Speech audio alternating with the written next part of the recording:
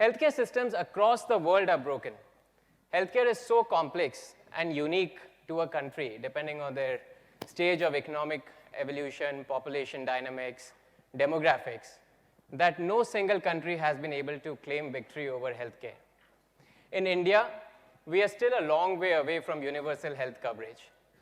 Per my consultant friends, some of them sitting over here, Monica, Rana, Karan, India needs at least about 10 lakh beds over the next 5 to 6 years on a base of 14 lakh hospital beds to make universal health care a reality. With some very conservative estimates, that 10 lakh bed converts into a $40 billion investment amount.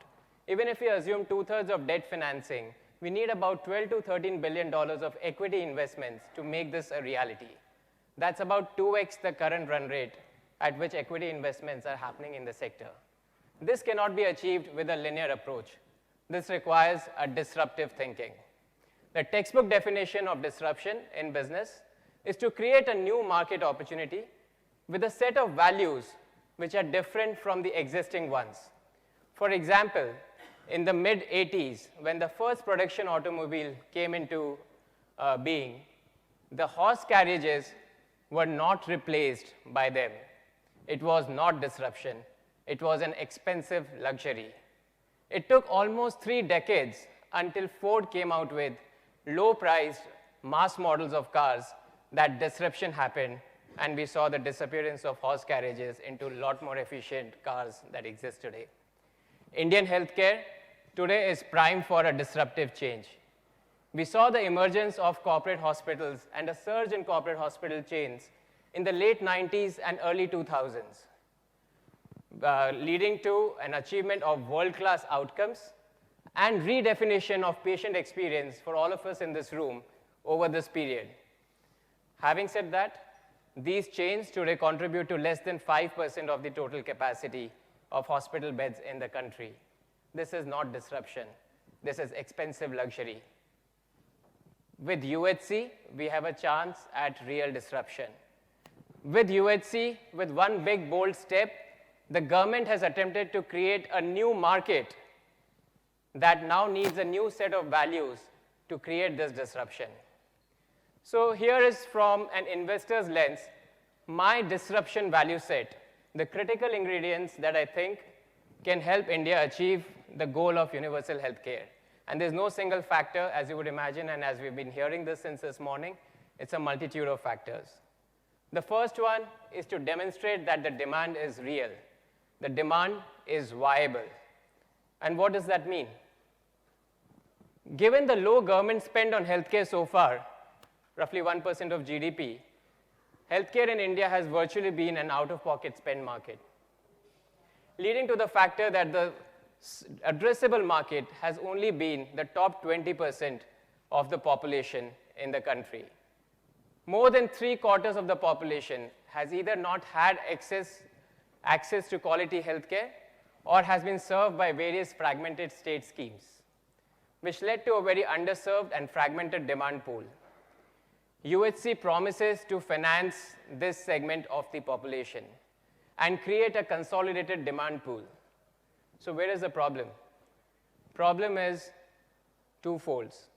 There is a significant trust deficit between the public and the private side. People need to be convinced that the government will pay and will pay on time. Government has had a very poor track record of payments across various government schemes. Average receivables run over 250 to 70 days. There's some government schemes that do not pay for up to 3 years. There are some PPP arrangements which are falling now because the government has not been paying. So when the government expects the private sector to invest $30 billion or $40 billion in just hospital infrastructure, there needs to be that trust deficit that needs to be bridged to create that confidence for someone to commit that capital upfront. The second problem is that price points don't work. This is not real demand. There has been enough noise about this, a lot of exchanges, but the bottom line is that Ayushman Bharat today prices cover only 40 to 80% of the typical price of a tertiary care provider. And in some procedures, the price is even below the variable cost. So what do we do about it? How do we fix this? There are examples around us. Payment risk can be eliminated by maybe using a central counterparty instead of various state government counterparties. If you take a leaf out of the solar power book, in 2015, when the government made NTPC as a single purchaser of solar power in the country versus having a solar power operator deal with multiple state discoms, we saw a surge in solar power capacity in the country. From a growth rate of 13% compounded annual, we moved to a 65% compounded annual growth rate. Can we do something like this in healthcare? Maybe. This would bring stability across political regimes, take away the stroke of pen risk, which we as investors worry about the most when we invest our capital. How do we achieve lower prices? We definitely need to achieve lower prices. Today's price points don't work for the mass market. But lower prices cannot be achieved in isolation. Government has today put pressure from all angles on a private operator by capping prices, raising minimum wages, creating regulatory burden, which in the end will end up breaking the thread. It is a delicate balance between volume, price, and quality, which needs to be achieved. If you push price too much, you will lose on quality. If you want to push price, maybe find a way to give volumes to that hospital sector.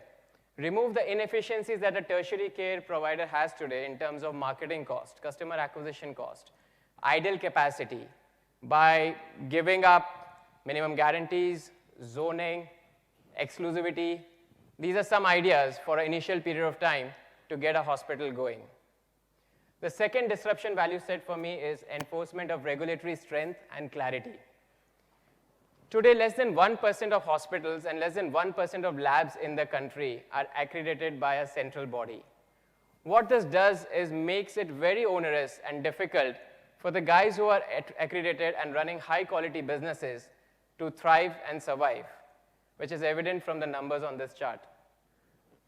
All the listed hospital chains, and I haven't named them over here, today make return on capital which is lower than a bank fixed deposit rate.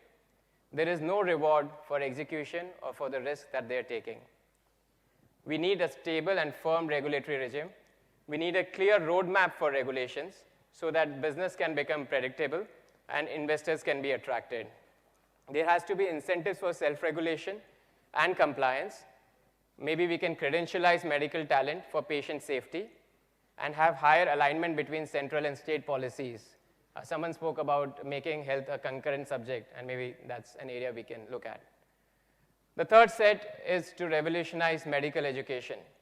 We can create all the hard infrastructure, but without the software and doctors like Dr. Balal, Dr. Lal over here, we cannot do anything with that infrastructure. Today, we have a shortfall of more than 2 million doctors, more than 4 million nurses in the country, and even this short-staffed supply is highly skewed towards the West and South India and towards urban versus rural areas. We need to think differently over here. We need to think non-linearly.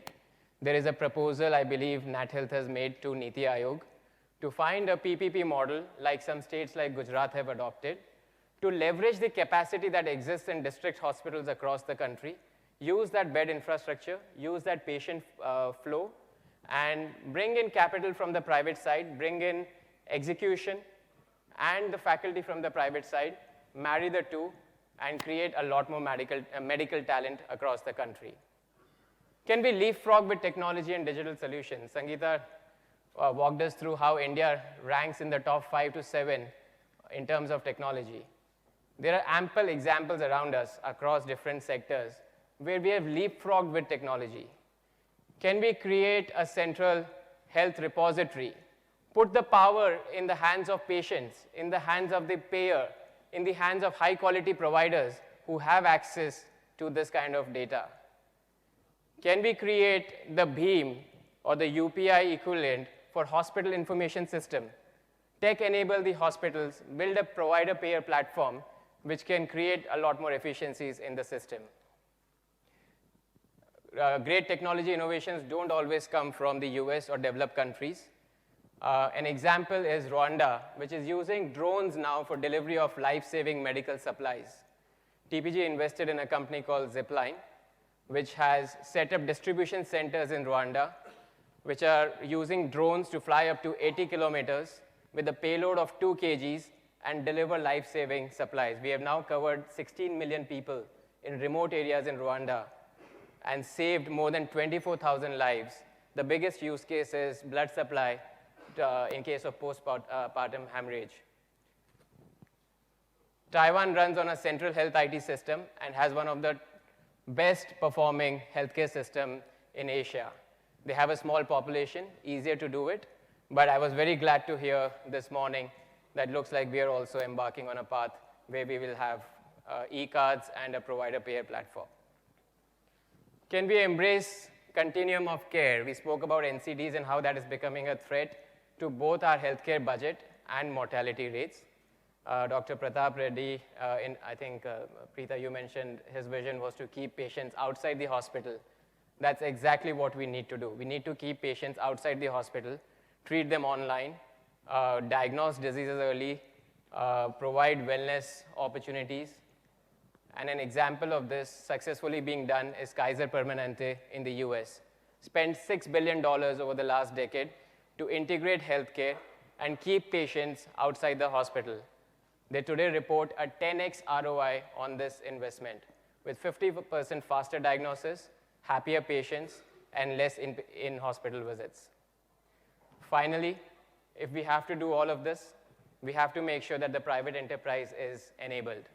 There are lots of ideas, some that I've thrown on the slide over here, but setting up single window clearance for healthcare facilities, standardizing contracts across the country, finding ways to incentivize and lower cost of capital for the hospitals through longer gestation lending or maybe tax-free bonds. These are just some of the ideas that come to mind. Overall, looking at the enthusiasm in this group and through the day, I'm sure that UHC will be a reality and not too far in the future. Thank you.